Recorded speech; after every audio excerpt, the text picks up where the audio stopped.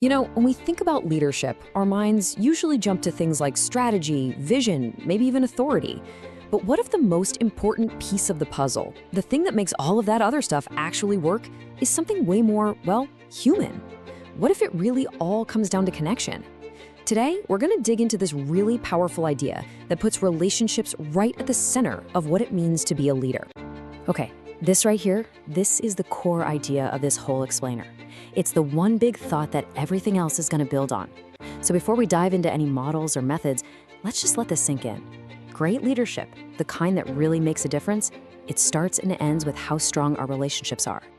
All right, so with that cornerstone firmly in place, let's start to unpack what this whole egoless leader thing actually means.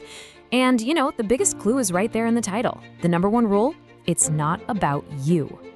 Now, this is really important. We're not talking about a leadership style here. This is a full-on philosophy. It completely changes the scoreboard for success. The focus shifts away from your individual accomplishments and onto the health of the team as a whole. The new way you measure success? It's all about the quality and strength of the connections between people. And this is absolutely crucial to get. There's no 5-step checklist you can follow to become an egoless leader. It's not some new management fad or technique you can just implement. It's a deep, fundamental shift in your perspective. It's about changing the very lens you use to see your role and your entire purpose as a leader. Okay, so if it's a mindset, that's great. But what do we actually do with it? How do we take this idea and turn it into real everyday action? Let's get into the practical side of things, the how of building these genuine connections.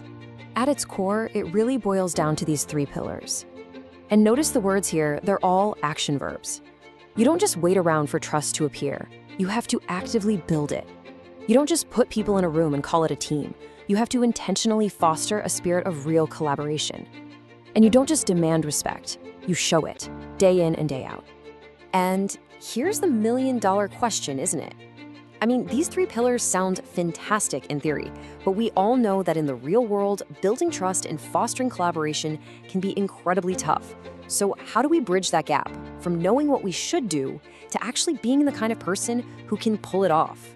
And this right here is the answer. It all comes back to the foundation. Those actions, building trust, fostering collaboration, showing respect, they can't just float in midair. They have to be built on something solid. And that foundation is made of 2 key things. First, having that egoless mindset we talked about, and second, developing the actual interpersonal skills to bring that mindset to life. It's that powerful combination of who you are in the inside and what you can do on the outside that lets you create connections that don't just happen, they last. So we've covered the what and the how, but now for the most important question of all. Why? Why go to all this trouble? What's the real payoff at the end of the day? Let's take a look at the big picture result. And there it is. This is the end game. Egoless leadership isn't just about your personal growth. It's an actual organizational strategy. Because when leaders really focus on building these genuine connections, it creates this amazing ripple effect. The end result is a much stronger, more resilient, and way more engaged culture for everyone. It literally transforms the place. And ultimately, isn't that what we're all trying to build? Something that endures? It's easy to have a good quarter or a hit product, but creating something with real staying power is the hard part. A culture that's built on the strength of its relationships, on real human connection. Well, that's a culture that's truly built to last. So, as we wrap this up, I want to leave you with a really practical, personal challenge. Thinking about everything we've just talked about, the mindset, the skills, the impact, I want you to ask yourself a simple question. What is one, just one, connection at work that you can intentionally try to strengthen this week? Because that's where it all starts.